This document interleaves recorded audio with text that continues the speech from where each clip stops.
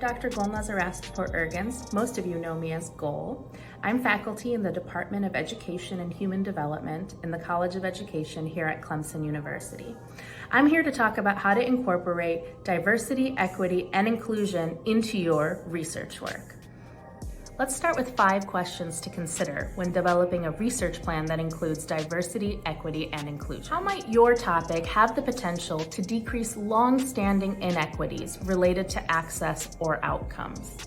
This may require you to do some additional investigation around inequities in educational research and see how those topics connect to topics of your research interests.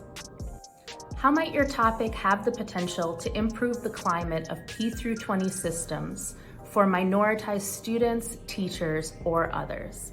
In other words, how does your research help to improve the experiences and educational experiences of those who have been marginalized or minoritized? What strategies can you employ to diversify your research teams? This could be diversity in terms of research interests and expertise, but also in terms of race, gender identification, class, sexual orientation, disability, and other sorts of minoritized or marginalized identities. Diversifying also includes careful consideration about creating an inclusive and welcoming research environment for your team so that all voices are heard and respected and included. How will your research teams flatten hierarchies and cultivate relationships with co-researchers, participants, and stakeholders? How will you reflect on the power dynamics that inevitably exist in our research projects?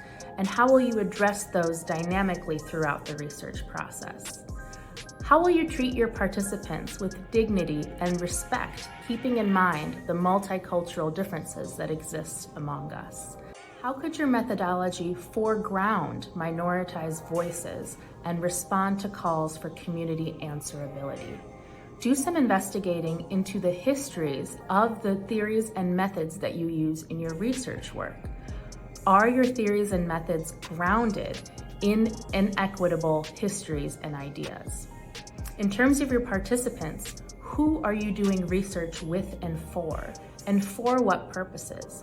How do your participants and their communities benefit from the work that you do? So what does this actually look like in practice? I'm going to hand it off to one of our colleagues now from the College of Education who will talk about an example from his work. Take it away, Dr. Rapay. One project I've recently worked on, along with Antonis and some of our other colleagues who similarly focus on equity-related issues in their work, is a book called Disproportionality and Social Justice in Education.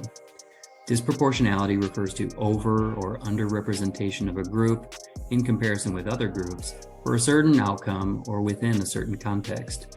For example, in educational settings, disproportionality can occur through over or under identification of certain groups of students for special education services, over or under representation of ethnic, racial, gender, or ability groups for outcomes like exclusion, bullying, restraint and seclusion, or corporal punishment, or over or under identification of certain groups of students for advanced courses or gifted programming.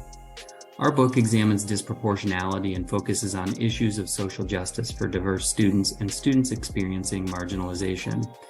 It addresses disproportionality as an indicator of biased practices, and it uses social justice as a frame for studying disproportionality as a means to improve educational practice.